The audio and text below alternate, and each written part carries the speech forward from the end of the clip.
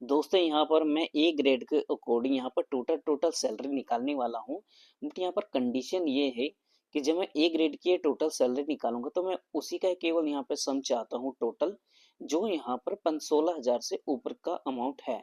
इसी तरह से बी का मैं वही अमाउंट यहाँ पर टोटल निकालूंगा जो यहाँ पर 16,000 से ऊपर है। इसी तरह से सी और डी का भी। तो चलिए हम कैसे निकाल सकते हैं।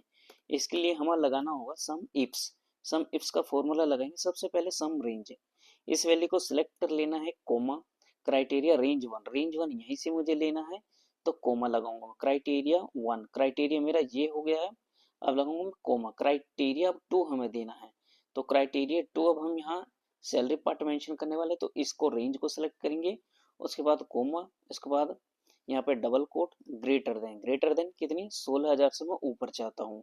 डबल कोट में क्लोज कर देंगे, उसके बाद ब्रैकेट क्लोज करेंगे, देन एंटर हिट कर देंगे।